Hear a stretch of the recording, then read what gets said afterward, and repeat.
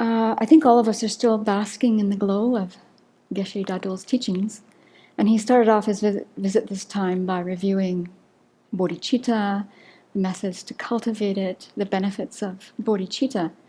And so this one line is just so beautiful. And then he quoted from Shantideva. Bodhicitta is the jewel of the mind, and it marks an extraordinary milestone in one's journey of self-development. An extraordinary milestone. And Shantideva says, the intention to benefit all beings, which does not arise in others even for their own sake, is an extraordinary jewel of the mind, and its birth is an unprecedented wonder. So I think I'm not alone in just loving any teachings on bodhicitta, and every time I hear them, I think, yes, I want to do this. And then, sadly, do I get on the cushion and put that into practice? Well, I do, and I'll show you where I get stuck, and I got stuck on step 1. So for me, actually, I love both methods. I love the 7-point cause and effect. I love the equalizing, exchanging self and others. Those really work for me on different days and different years. The place I see that I've been racing through, because it makes such obvious logical sense, is the meditation on equanimity. It makes sense. Yes, of course I put people in those categories. Friend, enemy, stranger, and they jump around all day long. Yes, of course, I should stop doing that. It really isn't helpful. But then I move on to those other steps, and I've sort of blown past the first critical step, and each of those methods has equanimity as the beginning place. And so then recently we heard from Venerable Children, how, any kind of growth spiritually, any kind of growth doing anything actually depends on, consistency and intensity. We know this from our worldly experience. So I just think back to when I was a little girl and getting my first 2-wheeled bicycle. And I was bound and determined to ride that sucker. The trouble is, I was, a shrimp. I was even smaller then than I am now.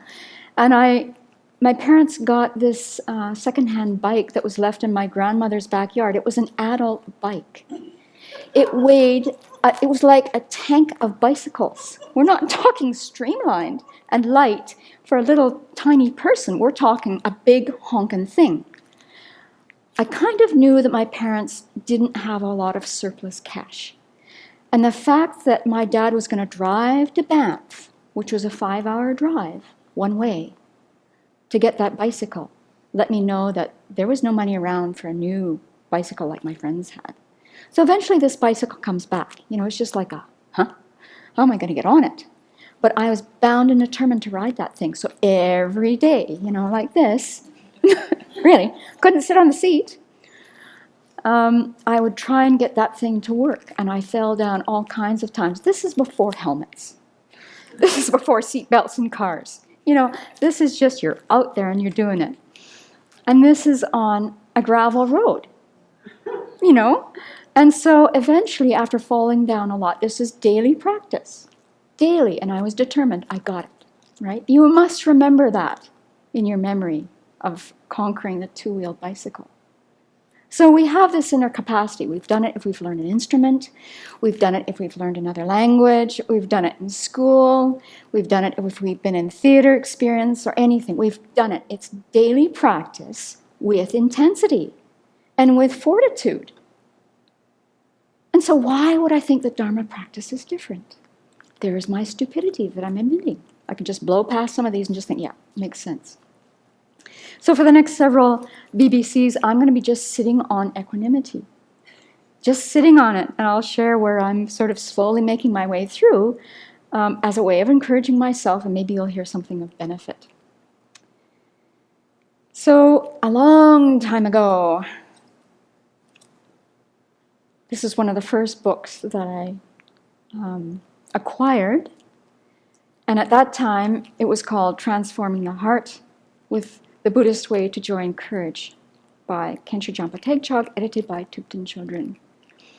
I took this book with me 17 years ago when I went to India. And I, at the time, thought, and I still think, if I had to go quickly somewhere and had to escape this place, this is the book I would take.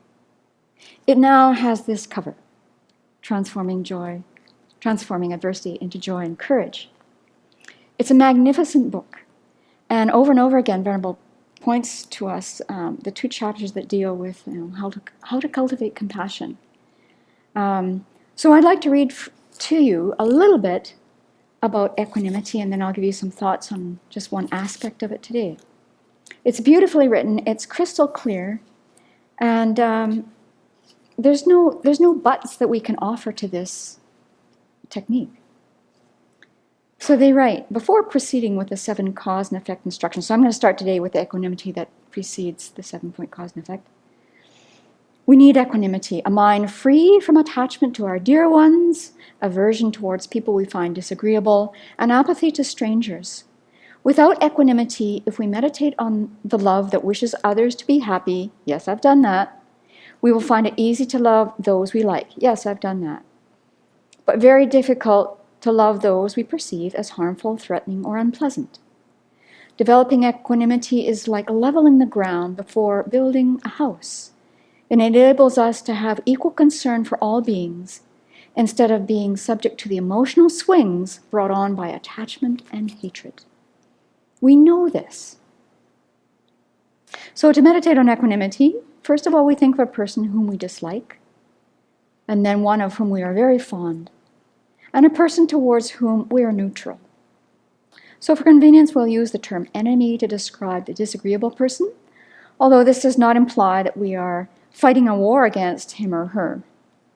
Consider that our relationship with a disagreeable person hasn't always been what it is now. Earlier in this life, perhaps he helped us, and definitely in previous lives, he was our friend, she was our friend, and helped us many, many times.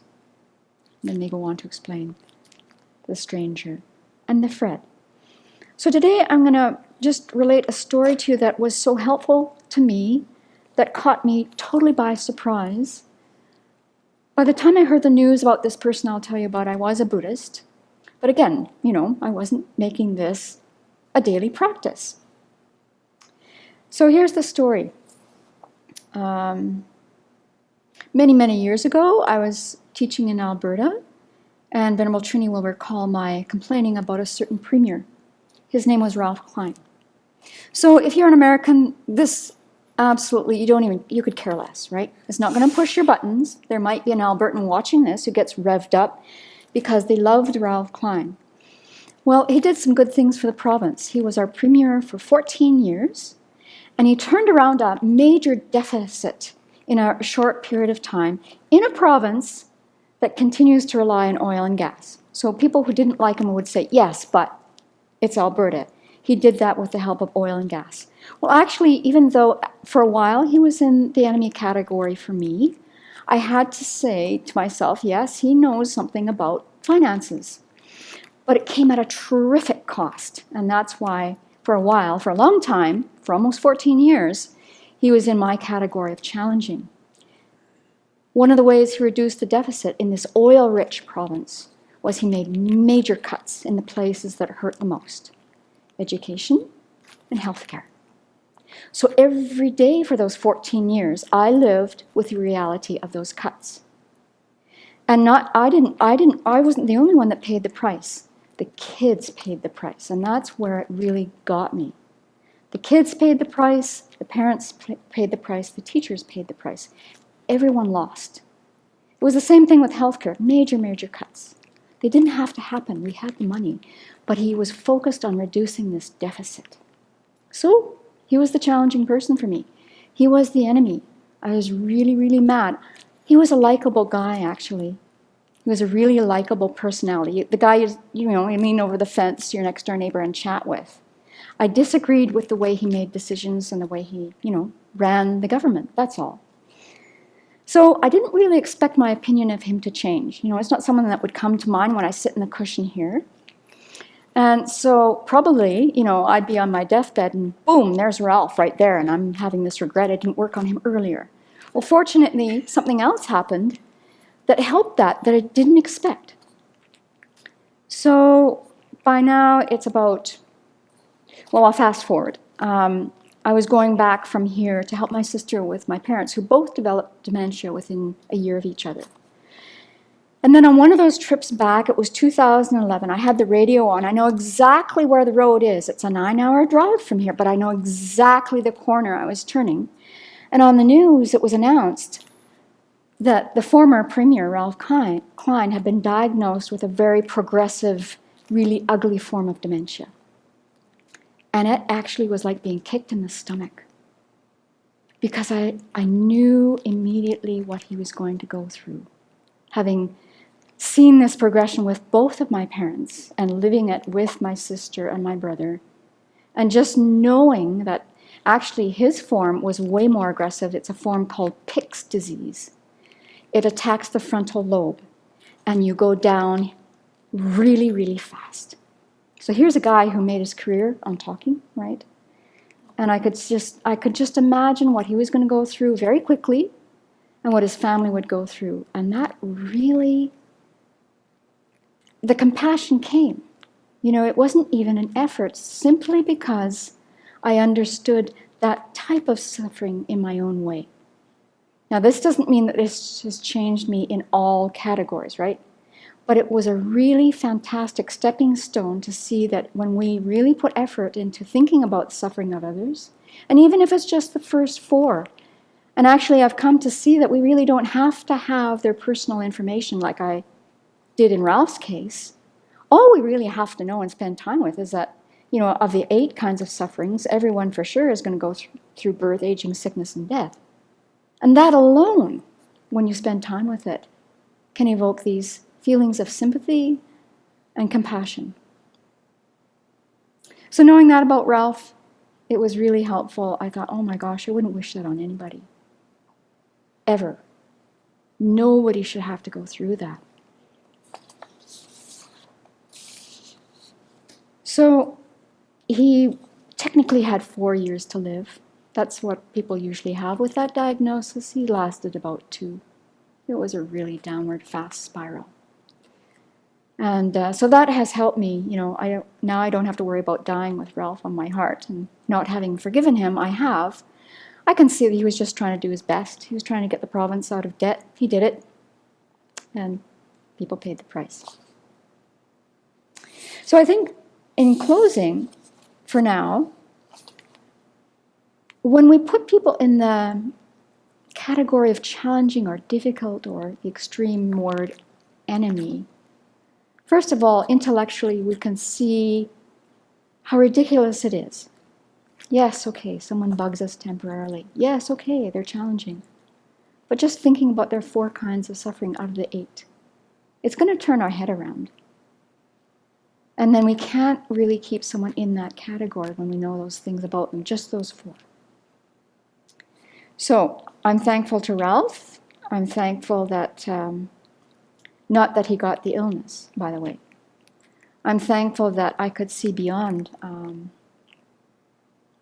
mistakes he made, and that he did do good things. And actually, once I heard about his situation, I was really determined to find out the other good things he did do for the province.